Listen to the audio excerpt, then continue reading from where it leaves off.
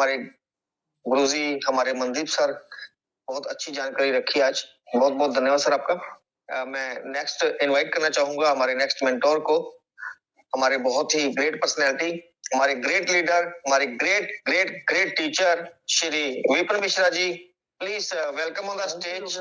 स्वागत है सर आपका। राधे राधे सर। राधे राधे सर। राधे राधे, जय महाकाल। आज सौरभ सर पे जिम्मेदारी डाल दी थी हमने, कहा आज अगर चले गए तो आज सौरभ सर की। धन्यवाद आप मेरी लाज रखने के लिए। मुझे लगा आज घर आ जाएंगे। Thank you to all of you, Mandeep sir, Saurabh भैया, संजीव जी, जय महाकाल, संजय दादा, देवांशु दादा जी हैं, बहुत अच्छा मंच चला रहे हैं। संजय जी आपका भी बहुत बहुत धन्यवाद। अमूल्य सर हैं, तेज करण जी अच्छी नॉलेज रखते हैं सर, तेज करण जी आपका भी बहुत धन्यवाद। सिद्ध स्वरूप जी हैं, रंजीत हमारे बीच में लगा, बहुत बहुत धन्यवाद। दीप नारायण जी, लखविंदर सर हैं और सब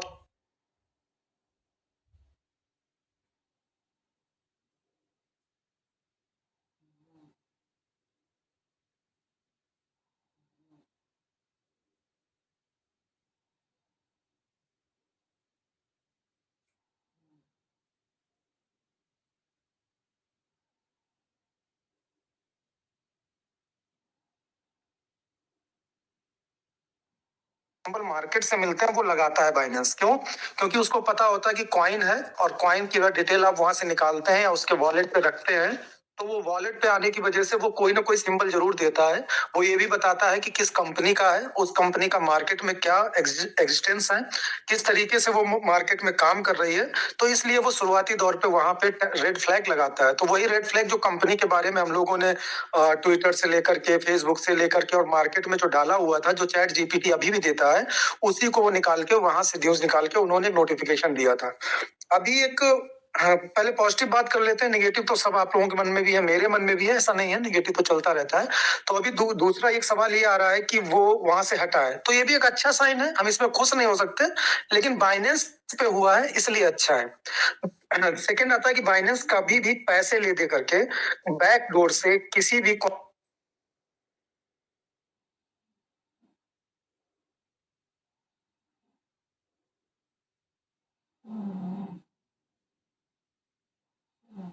कॉइन को एंट्री नहीं देता है। ये बाइनेंस के लिए बहुत अच्छे से मशहूर है। अब बाइनेंस पे लिस्ट होने का सबसे बड़ा जो क्राइटेरिया होता है, वो पहला क्राइटेरिया बाइनेंस पे लिस्ट होने का होता है कि उसका यूज केस होना चाहिए। जो भी टोकन आपने दिया है उसको बताना होगा कि ये मीम कॉइन है, तो स्पेशली पूरा क्लियर है कि हाँ ये मीम कॉइन है और इसका हम भविष्य में जाके इस तरीके से यूटिलाइज करेंगे। दूसरा, व्हाइट पेपर। व्हाइट पेपर भी इनका देखा जाता है। व्हाइट पेपर में कोई भी बात बढ़ा चढ़ाकर नहीं होनी चाहिए जो मार्केट में किसी को सही ना लगती हो, तो आपको व्हाइट पेपर भी इनको देना पड़ता है। उसके बाद आपका टोकन जो है उसका डिस्ट्रीब्यूशन क्या है, उसकी सप्लाई कितनी है, उसको डिस्ट्रीब्यूट कैसे करना है, ये तीसरा पॉइंट देखता है। फिर वो देखता है कि जिस ब्लॉकचेन पे, अब जो वेब20 की ब्लॉकचेन पे तो कोई बात नहीं, वरना ब्लॉकचेन अगर आप लेके आ रहे हैं तो उस ब्लॉकचेन की सिक्योरिटी क्या है, ये भी चेक करता है। उसके बाद में वो क्या देखता है, सबसे बड़ा पॉइंट है जहां पे हम लोग सोचते हैं कि शायद ट्रेजर कम बैक करेगा, शायद टीएफटी बैक करेगा, तो वो पॉइंट है कम्युनिटी। अब ये मेजर पैरामीटर्स हैं जो किसी कॉइन को लिस्ट करने के लिए, बाइनेंस के लिए जरूरी होता है। सबसे पहला यूज केस, दूसरा व्हाइट पेपर,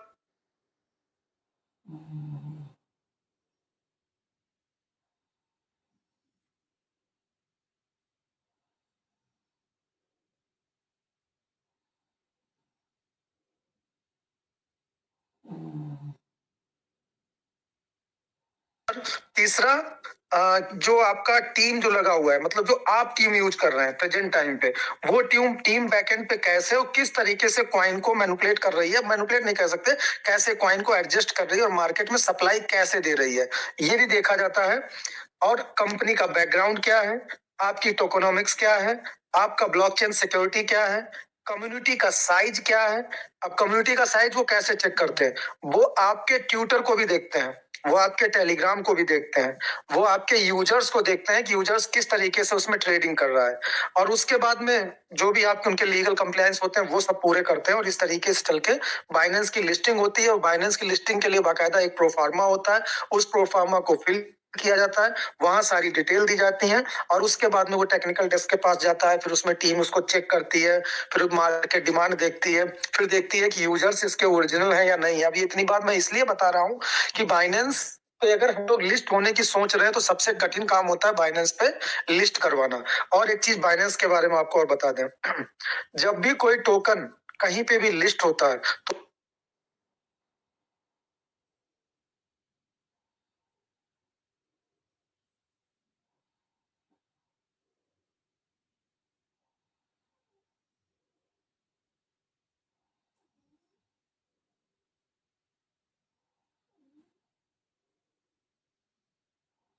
तो उसकी एग्जैक्ट डेट कोई नहीं बता सकता। इवन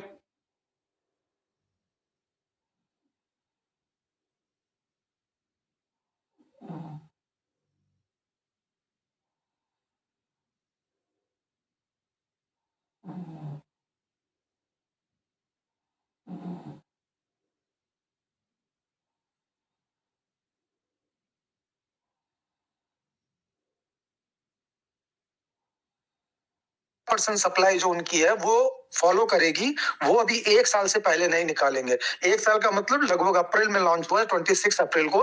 तो 26 अप्रैल, अगला 26 अप्रैल जब आएगा उसके बाद में ही वो 15% जो लॉक अमाउंट है उसको लीनियर यानी धीरे धीरे रिलीज करेंगे, क्योंकि उनको एक इकोसिस्टम बनाना है। अच्छा, ये तो 1 साल का हो गया। दूसरा लिखा है 30%। तो 30% के लिए उन्होंने कहा है कि हम इकोसिस्टम के हिसाब से लॉन्ग टर्म उसको रिलीज करेंगे और धीरे धीरे उसको, अब लॉन्ग टर्म में भी उन्होंने क्लियर किया है अप्रॉक्स 5 ईयर, मतलब ये एक उन्होंने लिमिट दी है कि 5 साल तो हम उसे मैनेज करेंगे। लेकिन उन्होंने क्या बोला है कि इकोसिस्टम को मेंटेन करने के लिए। तो अब जिसमें दो कंफ्यूजन हो गए, वो किसका इकोसिस्टम, जो अभी टोकन वो सप्लाई दे रहे हैं उसके इकोसिस्टम को मैनेज करने के लिए रखेंगे कि आगे आने वाला जो उनका इकोसिस्टम आएगा उसको उसमें मैनेज करने के लिए रखेंगे। तो जो सप्लाई है ना 45%, वहां पे थोड़ा सा कंफ्यूजन है। वो 45 नहीं, वो अभी डाउन जा सकती है और उनके पास में राइट है। क्योंकि मैंने बाइनेंस इसलिए बोला था कि अगर बाइनेंस ये चीज को देखेगा तो कोई भी व्हाइट पेपर को अगर फॉलो, मतलब फॉलो इन सेंस इकोनॉमिक्स में अगर वो डिस्ट्रीब्यूशन को फॉलो नहीं कर रहा है तो बाइनेंस पे लिस्ट करना बहुत मुश्किल होता है। और बाइनेंस पे लिस्ट करने का सबसे आसान ऑप्शन यही है कि बेबिट हुआ, OKX हुआ, इन पे अगर पहले कॉइन कोई लिस्ट हो जाता है तो बाइनेंस की प्रक्रिया वहां पे थोड़ी सी आसान हो जाती है। क्योंकि ये लोग जो प्लेटफॉर्म है ये भी प्लेटफॉर्म हार्ड सिक्योरिटी रखते हैं टोकन के लिए। तो मेरा मानना है कि जहां तक पहले कोशिश की जाएगी, क्योंकि उनकी रूल एंड रेगुलेशन इतनी हार्ड नहीं होती जितनी बाइनेंस की, तो उस पर भी लिस्टिंग होने को ये जाएगा। और उसके बाद लिस्ट होने के बाद में वहां से थोड़ी प्रक्रिया आसान होगी, तो बाइनेंस पे भी लिस्ट होना उनके लिए बहुत आसान हो जाएगा। और शायद यही वजह है कि वहां से जो रेड फ्लैग इन्होंने जो पॉन्जी स्कीम है वो वहां से हटाया हुआ है। तो जो सवाल अपने दिमाग में बार बार आ रहा था कि सर ये तो 45% बोले थे, 45% से डाउन कैसे कर दिया? तो डाउन इसीलिए किया है कि वो 30% उनका लॉक नहीं है, वहां पे कोई लॉक शब्द नहीं यूज किया है। वो इकोसिस्टम यानी ये कॉइन को मैनेज करने के लिए, कॉइन को चलाने के लिए, कॉइन को मेंटेन करने के लिए, क्योंकि उन्होंने कॉइन के इकोसिस्टम को बोला है।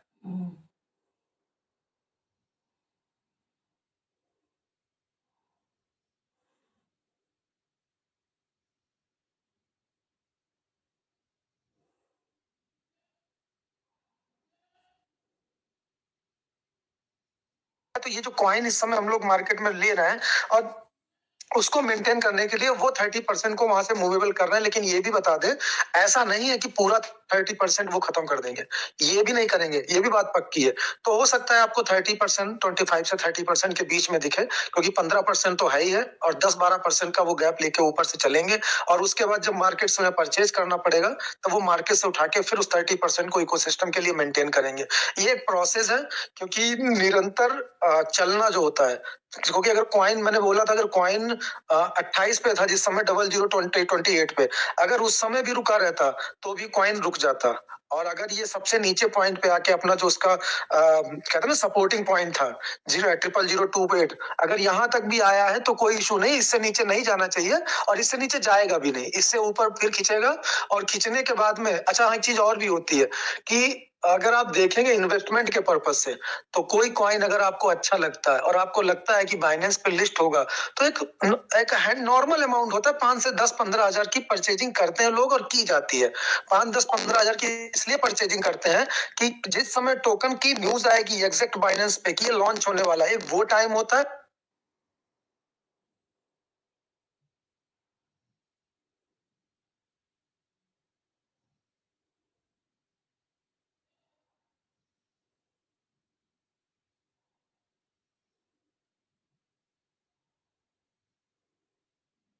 और एक टोकन लॉन्च होने के बाद में थोड़ा सा टाइम होता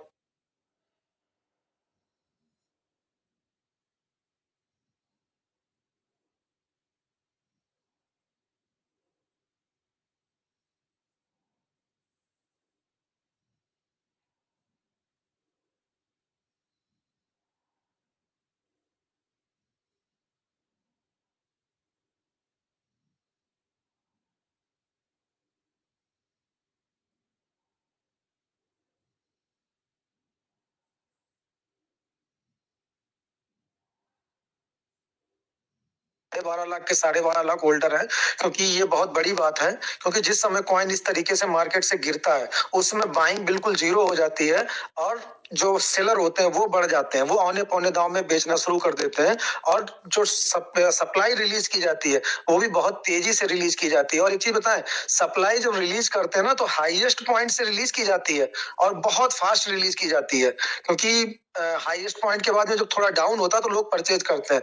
तो मुझे लगता है कि जब ये .002028 पे था, अगर करना होता तो ये वहां से रिलीज करते और बहुत हाईएस्ट रिलीज मारते और 10 11 11 12 तक आके अपना सारा कुछ बेच बाच के यहाँ से निकल गए होते।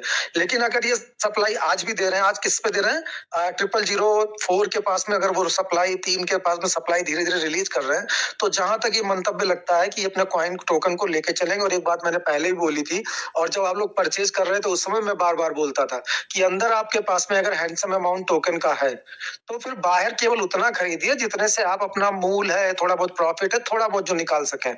यही मैंने उस समय भी बोला था। क्यों? क्योंकि अगर अंदर का रिलीज करेंगे तो बाहर का सोना बनेगा, और अगर बाहर का अगर सॉरी मैं क्या बोल रहा हूँ, हाँ, अगर अंदर का रिलीज करेंगे तो बाहर का सोना बनेगा, और अगर बाहर का मिट्टी हो गया तो आपके खरीदने से फायदा क्या, वो तो मिट्टी हो गया। यानी कहने का मतलब अगर अंदर से रिलीज होके आपके पास आ गया तो आपके पास बहुत सारा टोकन है, तो खरीदने की जरूरत क्या है। और अगर अंदर नहीं दिया उसने तो मार्केट में निगेटिविटी आएगी, तो ये कभी अच्छे एक्सचेंज पे लिस्ट नहीं हो पाएगा, तो बाहर का भी प्राइस डाउन होगा और अंदर का भी प्राइस डाउन होगा, तो बाहर खरीदने से क्या फायदा। बाहर सिर्फ इस तरीके से खरीदो कि मार्केट में कोई नया टोकन आ रहा है, और नया टोकन अगर मार्केट में आ रहा है तो एक ऐसा इन्वेस्टमेंट जिसमें आपको अच्छा प्रॉफिट हो सके, साल में 3 गुना 4 गुना 5 गुना 10 गुना, तो उसी हिसाब से थोड़ा अमाउंट लेके परचेज करना चाहिए। लेकिन फिर भी अगर आपने किया तो अभी ट्यूसडे की तरफ से कोई घबराने की जरूरत नहीं है और ना परेशान होने की जरूरत है, क्योंकि उसके कॉन्टेक्ट सोर्सेज वगैरह सब बाइनेंस चेक करता है, ऐसे नहीं वो किसी के लिए न्यूज को हटाता लगाता है। तो ये भी एक अच्छी बात है, और बाकी आप पॉजिटिव रहिए। और दूसरी बात, मैं फिर भी कहता था पहले भी कि पॉजिटिव रहने के अलावा और कोई रास्ता भी नहीं है। बस मेन है कि मीटिंग में बंधे रहिए, मीटिंग से हट के जाएंगे। मैं तो सुनने आता हूँ, लेकिन ये मनदीप भैया मुझे बुला लेते हैं क्योंकि मुझे सुनने में ज्यादा अच्छा लग रहा है। और सब लोग आते हैं, पंचम दा आते हैं, बहुत अच्छी न्यूज देते हैं, बहुत अच्छे समझाते हैं, हमारे संजीव सर हैं। और एक एवरेजिंग भी यूज करते हैं पंचम दा बहुत। तो ये समय है एवरेजिंग करने का, जिन्होंने ले लिया वो अपनी एवरेजिंग कर लें, थोड़े से अमाउंट में ही एवरेजिंग हो जाएगी, और थोड़ा सा बढ़ेगा तो उस समय ये मैं केवल देखिए, मैं आपसे ट्यूसडे में इन्वेस्टमेंट करने के पर्पज से नहीं बता रहा हूँ, क्योंकि भी मेरे पास मैसेज आ जाएंगे आपने फिर इन्वेस्टमेंट के लिए बोल दिया। मैं ट्यूसडे के इन्वेस्टमेंट के लिए नहीं बता रहा हूँ। मैं चाहे कोई कॉइन हो, चाहे एडीए हो, चाहे एक्सआरपी हो, चाहे चैन लिंक हो, चाहे सोलाना हो, XYZ कोई भी कॉइन हो, उसको एवरेजिंग किया जाता है, उसको खरीदा जाता है, उसको बेचा जाता है, एक प्रोसेस है। उस प्रोसेस में मैं ये कह रहा हूँ कि अगर आपने ट्यूसडे खरीद लिया तो आप ऐसा ऐसा कर सकते हैं। चॉइस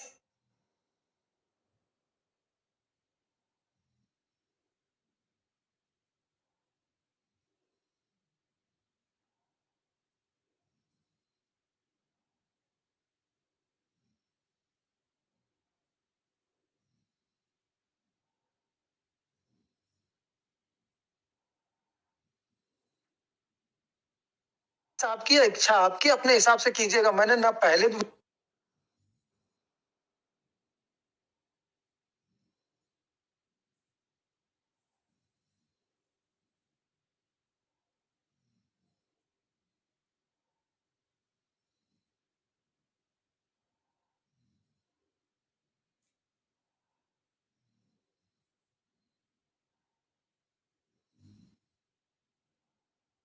आप हमारा विड्रॉल दीजिए, हम $600 भी लगाने की हिम्मत रखते हैं और लगाएंगे, और लगाया भी है। बीच में फंड में आपने विड्रॉल दिया था तो आपने कहा इतने लोगों की आईडी लगाओ, लोगों ने लगाई है तभी तो आज उनके पास फंड है।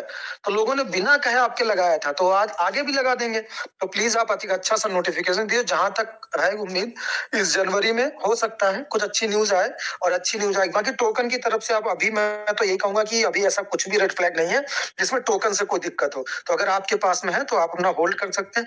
बाकी आप भी अब होशियार हो चुके हैं, इतने दिनों मीटिंग में आते आते आपको जो लगे जैसा लगे वो आप कीजिए। और बाकी बहुत सारी चीजें होती हैं कि जब इस पे टोकन आएगा तो हमें कैसे पता चलेगा, बाइनेंस पे लिस्ट होगा तो कैसे, तो वो सब सारी आपको धीरे धीरे बाइनेंस खुद बताता है।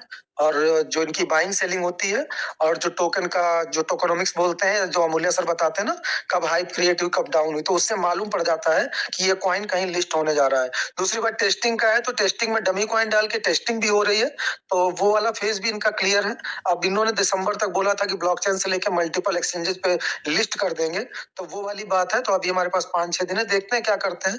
बाकी तो ना मैं ज्यादा पॉजिटिव हूँ ना ही मैं पूर्ण रूप से निगेटिव हूँ, मैं अपना ठीक ठाक सा हूँ। और आप लोग, बस यही कहना था। Thank you sir, thank you to all of you. आपने मुझे मौका दिया योगेश सर, आपका बहुत बहुत धन्यवाद। और सौरभ सर आपका भी बहुत बहुत धन्यवाद। थैंक यू संजय भैया, थैंक यू जितेंद्र जी, तेज करण जी, शेष स्वरूप जी, दीप नारायण जी, लखविंदर पा जी, और सभी लोगों को बहुत बहुत धन्यवाद। Thank you sir, thank you. Thank you sir, thank you, बहुत बहुत धन्यवाद सर आपका, थैंक यू। दोस्तों मीटिंग वाइंड अप का समय तो हो गया है। हमारे बीच में बैठे हैं हमारी बहन Ranjit Kaur ji, please welcome on the stage. Ranjit Kaur ma'am Gurdaspur से, स्वागत है आपका।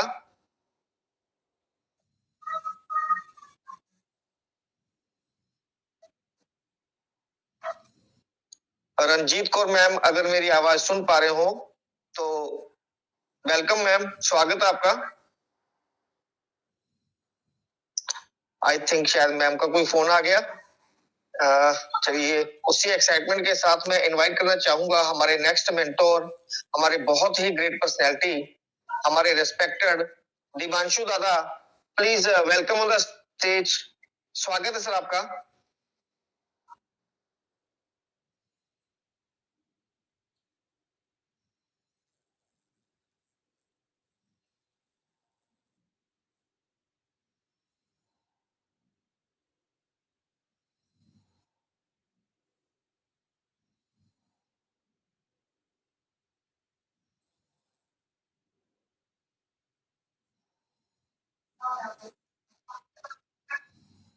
दिवांशु सर भी लीव करके शायद कोई फोन आ गया होगा।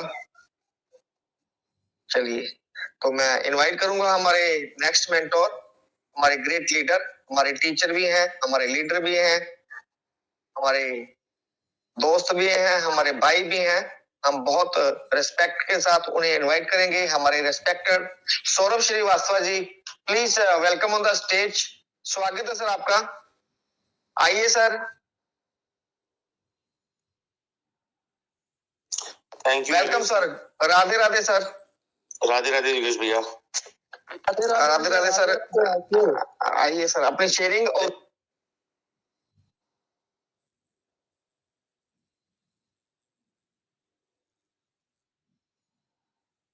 स्टोरी के बाद मीटिंग को वाइंड अप करेंगे।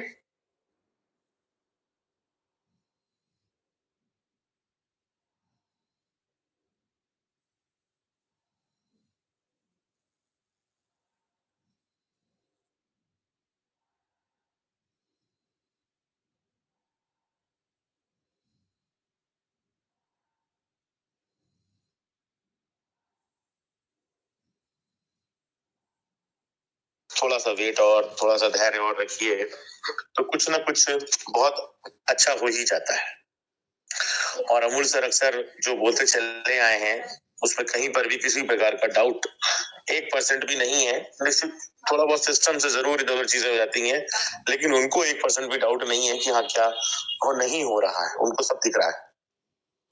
और वो जो विजनरी पर्सन हमारे साथ में है, हमारे भी विश्वास को बने रहने में और बड़ा उसको बनाए रखने में उनका बहुत बड़ा रोल है। और विश्वास क्या चीज होती है, कैसे काम करती है, इसी पर एक बहुत साधारण सी स्टोरी हमारे इसी कलयुग की है, और ये कहीं ना कहीं थोड़ी बहुत सच्चाई से भी जुड़ी हुई है। एक मेडिकल स्टोर को चलाने वाले व्यक्ति थे और मेडिकल स्टोर बड़ा था उनका।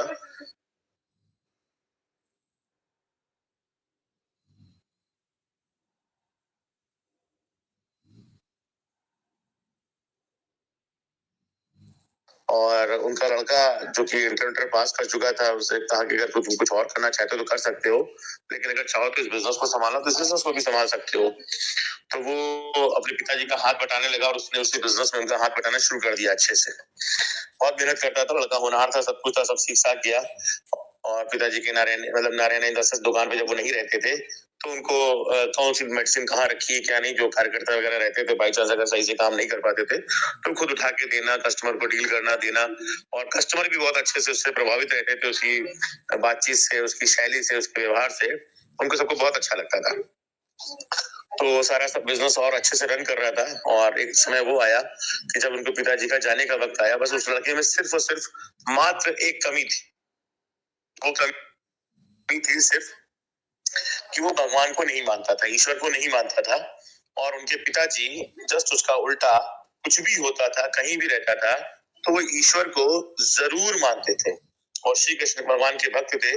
तो उनका जो दुकान थी वहां भी उनकी मूर्ति रहती थी, विग्रह रहता था, पूजन पाठ अपने हिसाब से करते थे। और जब पिताजी का अंत समय आने को हुआ तो अपने बेटे को एक चीज बोल के गए, तू नहीं मानता है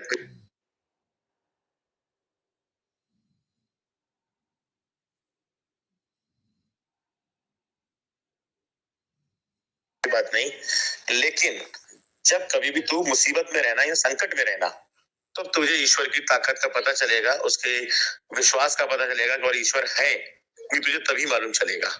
तो लाइफ में कभी भगवान ना करे, ईश्वर ना करे, तुझे कोई परेशानी का सामना करना पड़े, लेकिन अगर कभी कोई परेशानी आ जाए तो तू उस समय ईश्वर को सच्चे मन से याद करना, वो तुम्हारी मदद जरूर करेगा। तो पिताजी का स्वर्गवास हुआ, चीजें रही, वो दुकान संभालता रहा, जीवन चलता रहा। चूंकि लड़का नहीं ही मानता था, लेकिन वो धूप बत्ती अगरबत्ती वाला बस उनके नौकर चाकर लोग कर दिया करते थे, कभी कभार, कभी हुआ कभी नहीं हुआ, लेकिन वो जीवन अपना चला रहा था। उसके जो यार दोस्त आया करते थे, मिलते मिलाते रहते थे, तो जब कभी दोपहर में या शाम को कभी भी दुकान पे ग्राहक नहीं होते थे तो उनके साथ में बैठकर वो थोड़ा बहुत ऐसे ही बस आनंद लेने के लिए, कोई जुआ या नहीं, और ताश खेलने लगता था। तीन दोस्त उनके अक्सर आया करते थे, जो फास्ट फ्रेंड्स होते थे। तो एक दिन ऐसे ही बारिश हो रही थी और वो सारे दोस्त उनके उसमें बैठे हुए थे, शॉप पे थे। और जब ग्राहक नहीं आ रहे थे तो वो लोग अपना ऐसे ही ताश खेलने बैठ गए। उसी बारिश में अचानक एक 10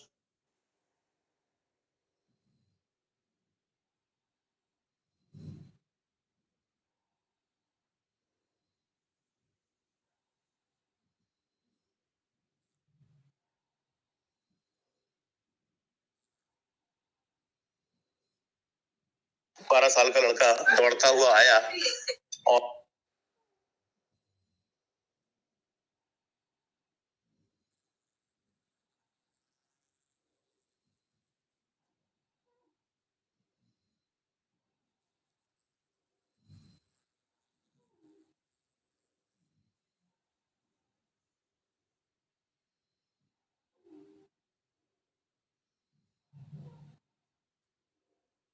'दी थी।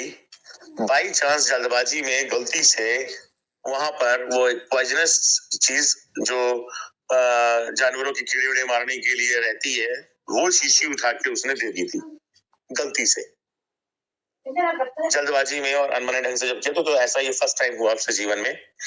और जब उसने इस चीज को देखा, वो ताला चाबी उठा रहा था, तो उसको लगा ये कैसा अनर्थ हो गया। ना तो उसे लड़के का घर का पता है, लड़का कहाँ से आया कुछ नहीं पता, और उसे अपनी गलती पर बहुत पछतावा हो रहा था। उसको ये लगा कि ये जो देख के गया है, अगर वो बाई चांस के पिला पिलू देगा जो भी है, तो 100% उसकी जो माँ है उसकी डेथ हो जाएगी। अब वो इस बात से, चूंकि लड़का, बाकी कोई प्रॉब्लम नहीं थी उसके अंदर, दयावान था, चीजें थी और अच्छा लड़का था, होनहार था, तो उसको ग्लानि होने लगी अंदर से, ये मुझसे कैसी गलती हो गई आज। और अचानक से उसको ये सब एहसास हो ही रहा था कि उसको अपने पिता की बात याद आई कि अगर कुछ कभी संकट में फंसना तो प्रभु को याद कर लेना। तो वो अपने उसी धूल मिट्टी से भरे हुए श्री कृष्ण भगवान के पास गया, उनको उठाया, झाड़ा पोछा, वापस वहां पे रखा और माथे से लगाया। बोला, प्रभु वैसे तो मैंने आज तक आपको नहीं माना सुना, लेकिन पिताजी की बात को याद में रख के आज मैं पहली बार ऐसे धर्म संकट में फंसा हूँ, और अगर आप हैं तो मुझे बचाइएगा, ये जो अनर्थ हुआ है वो ना हो पाए। वो देख ये सब कह ही रहा था, अचानक से बस 2 मिनट के लिए वो दुकान में बैठ गया। उसके दोस्त यार भी सब बैठे हुए थे। वो लड़का दौड़ता दौड़ता वापस आया जो शीशी लेकर गया था। तो बोले, क्या हुआ? बोले, कुछ नहीं, वो एक मैं जा रहा था अपनी धुन में जल्दी से माता मम्मी के पास में दवा देने के लिए दौड़ता दौड़ता जा रहा था, और सामने से इस बारिश के मौसम में कोई बांसुरी बजाता हुआ इंसान आ रहा था।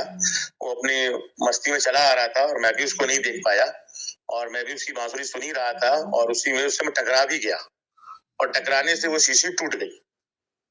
तो आज मेरे पास पैसे नहीं है भैया, मेरी माँ की तबीयत बहुत खराब है, मुझे दवा जरूर दे दो। तो उस लड़के ने और उसके दोस्तों ने एक दूसरे का मुंह देखा, जहां पर श्री कृष्ण भगवान की मूर्ति थी उसको देखा। तुरंत वो जो पर्चा था जिसपे उसको याद था कौन सी दवा लिखी थी क्या था, तो उसने वो शीशी उठाई, उस लड़के को दी, और उसने कहा, भैया मेरे पास पैसे नहीं है लेकिन मैं जरूर दूंगा। कि बोले, नहीं तुम्हें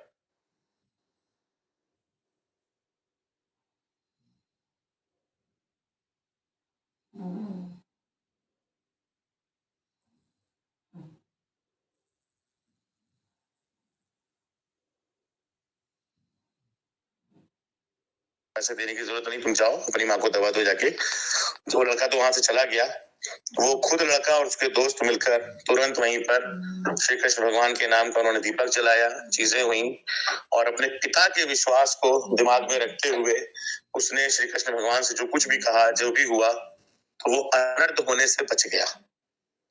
और उस दिन से वो भी प्रभु को मानने लगा, नित्य कर्म जैसे पिताजी करते थे वैसे ही करने लगा, और उनसे भी ज्यादा ईश्वर को मानने लगा। दुकान चलती रही, चीजें होती रही, ईश्वरवादी हो गया वो वहां से। और मैं बार बार अपनी शेयरिंग्स में इन सब चीजों को इसीलिए रखता हूँ कि आप सब जानते भी हैं कि इस धरती पर या जो कुछ भी है आपके आसपास, हमें लगता है कि हम कर रहे हैं और ये हो रहा है, हमारे माध्यम से हो रहा है। तो कई बार आपका चाहा हुआ जब नहीं होता है तो हमको अजीब सा लगता है। आज ट्रेजर में हम चाह रहे थे, हमको पेट्रोल नहीं मिल रहा है, जब मिल रहा था तब भी हम चाह रहे थे कि हमको और मिले, मिलता ही जाए। तो कभी कभी आपके मन का होता है और कभी कभी आपके मन का नहीं भी होता है। तो जब आपके मन का हो रहा है वो भी, और जो आपके मन का नहीं हो रहा है वो भी, वो सब करने वाला कोई और है। कब ट्रेजर स्टार्ट हुआ, कब ट्रेजर आया, कब भारत में आया, कब किसी व्यक्ति ने, पहले इंसान ने इसको सुना होगा, फिर वो धीरे धीरे करके हम सबकी जिंदगी में आया।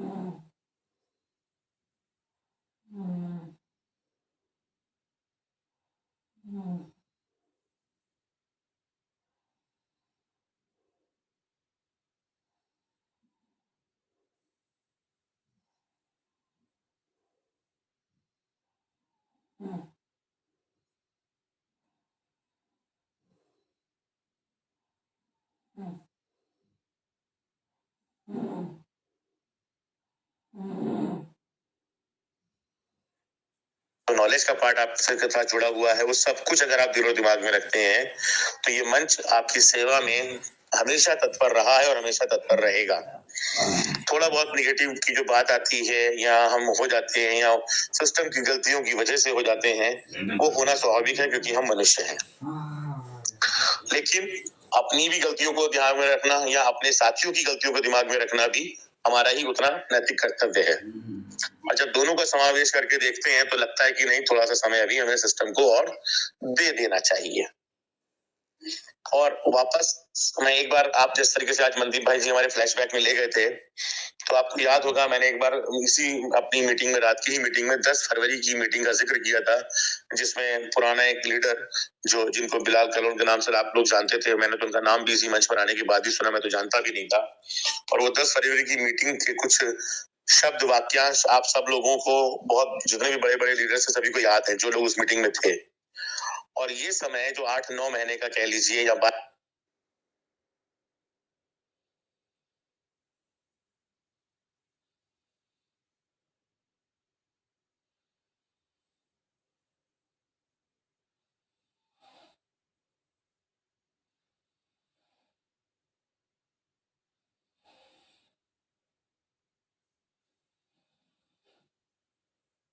महीने का भी अगर होने वाला है तो भी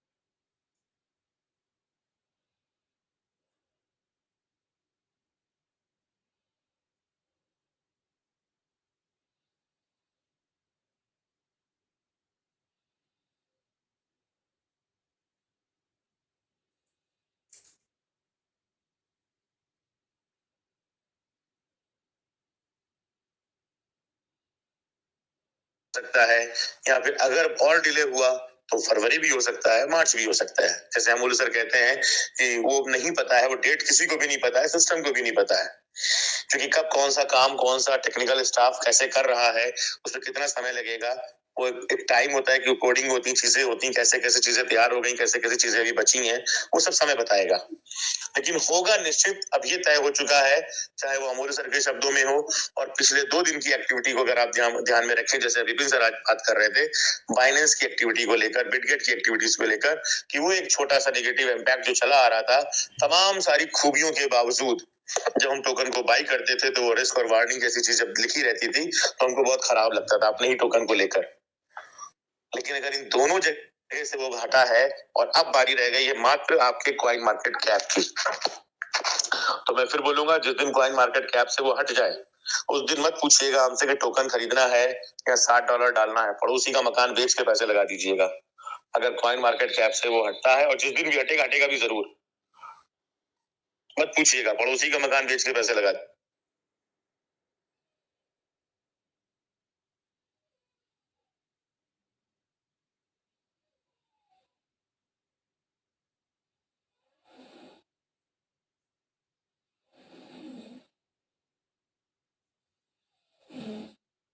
दीजिएगा। क्यों आप उसका भी महल बनवा देंगे?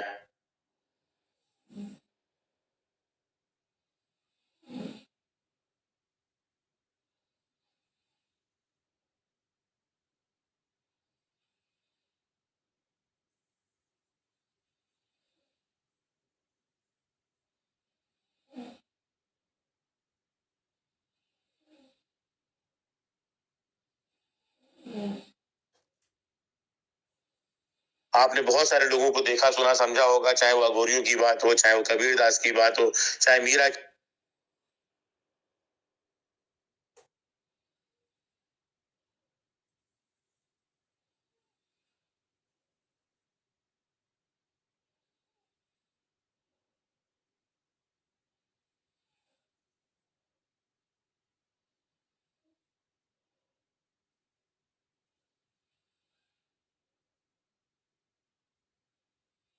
की बात हो, तो चाहे और भी न जाने कितने रसखान की बात है, ना वहां डर था ना कुछ था, सिर्फ अगर कोई चीज थी तो प्रेम। नहा के पूजन किया तो बहुत अच्छी बात है, नहीं किया, बिना नहाए भी कर दिया तो कोई बुरी बात नहीं है। आप अपने माता पिता की सेवा कर रहे हैं, भोजन पानी देना है आपको, जितने साफ सुथरे मन से, साफ सुथरे हाथों से देंगे उतना भी अच्छा है। लेकिन इमरजेंसी में अगर आपको देना है और आपने अपने हाथ पर धुल के भी दे दिया तो उनके भूखे पेट में भोजन